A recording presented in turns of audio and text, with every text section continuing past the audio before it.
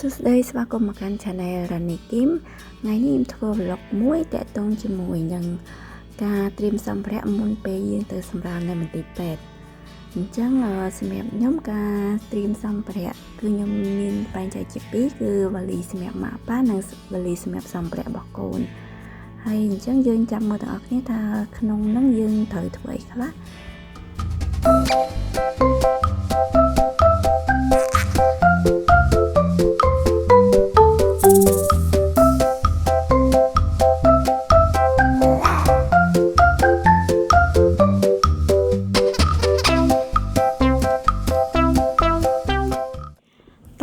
ឥឡូវខ្ញុំចាប់ដើមរៀបចំសម្ភារៈដែលខ្ញុំត្រៀមមុនពេលដែលខ្ញុំសម្រាប់កូនមុនដែលយើងទៅមន្ទីរពេទ្យចឹងឯបានខ្ញុំរៀបចំគឺខ្ញុំរៀបចំក្នុងចន្លោះពេលដែលខ្ញុំទម្ងន់35ទៅ36សប្តាហ៍យើងការពារព្រោះយើងអាចឆ្លងទន្លេក្នុងចន្លោះពេល39 40ទៅ41សប្តាហ៍ចឹងយើងទៅរៀបចំមុនចឹងឯបានខ្ញុំរៀបចំសម្រាប់កូនគឺមានពូក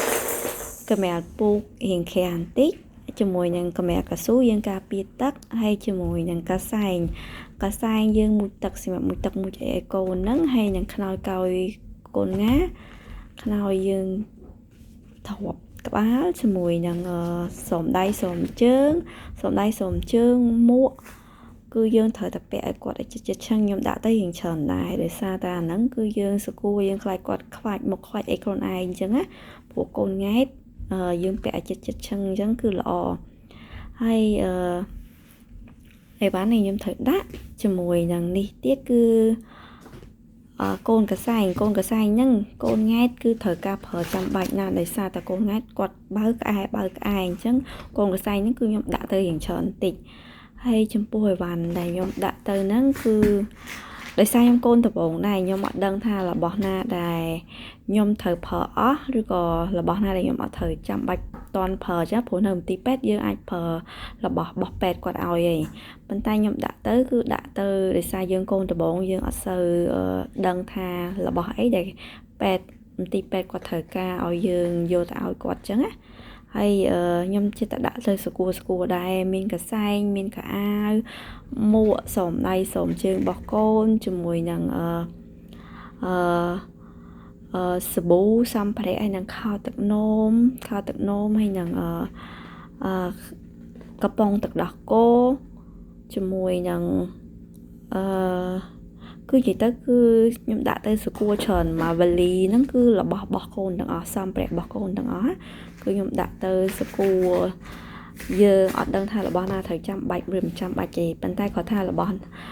ដែលខ្ញុំដាក់ហ្នឹងគឺយើងដាក់ដោយសារចិញ្ចែកគឺខ្ញុំសម្រាប់នៅពេទ្យយើងនៅផ្ទះគឺយើងអត់មានអ្នកថែអញ្ចឹងខ្ញុំសម្រាប់នៅពេទ្យរៀងយូរអញ្ចឹងអីវ៉ាន់គឺខ្ញុំដាក់ទៅរៀងច្រើនបន្តិច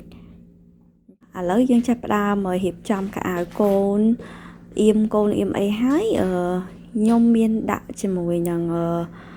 លេឬក៏សាប៊ូលេលាបពេលកូនតូចកើតមកអញ្ចឹងហើយនឹង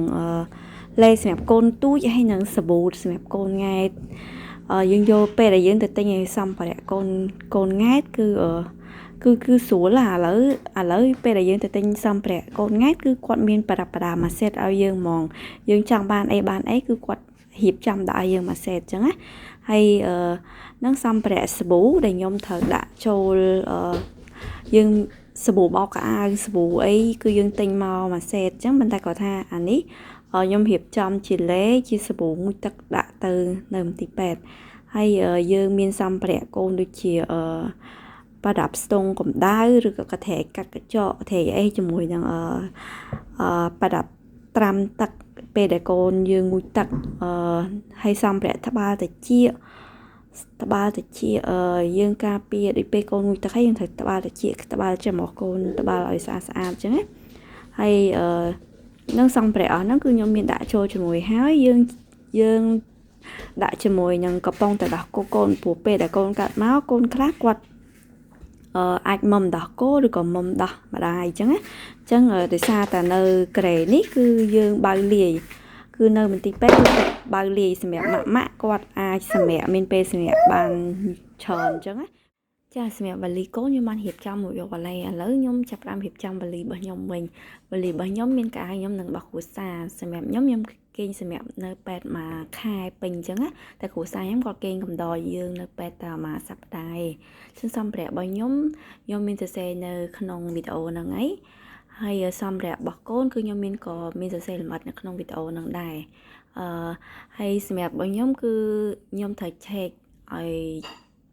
ចាំបាច់បំផុតគឺអត្តសញ្ញាណប័ណ្ណនិងប៉ាសពតរបស់យើងដោយសារយើងជនជាតិបរទេសហើយនិងសភៅពិនិត្យសុខភាពសភៅពិនិត្យផ្ទៃពោះនិងពិនិត្យសុខភាពរបស់យើងអញ្ចឹងណាហើយប្រដាប់ប្រដាដែលខ្ញុំត្រូវ recheck ពីលើទៀតគឺរបស់របររបស់កូនយើងមានកំប៉ុងទឹកដោះគោទឹកกระดาษសើមជាមួយនឹងខោទឹកនោមរបស់កូនអញ្ចឹងនៅក្នុងវីដេអូហ្នឹងគឺខ្ញុំបានសរសេររៀបរាប់ទាំងសម្ភារៈរបស់កូនលម្អិតនិងរបស់ខ្ញុំលម្អិតនៅក្នុងនោះជាចុងក្រោយខ្ញុំសូមអរគុណដល់អ្នកដែលគាត់បានតាមដាននៅក្នុងវីដេអូរបស់ខ្ញុំហ្នឹងហើយនៅសម្រាប់នៅក្នុងវីដេអូហ្នឹងខ្ញុំក៏មានចំណុចខ្វះខាតដែរដោយសារខ្ញុំទើបតែមានកូនលើកទី1អញ្ចឹងការរៀបចំមានចំណុចខ្វះខាតអីខ្លះជាចុងក្រោយខ្ញុំសូមអរគុណបាយបាយ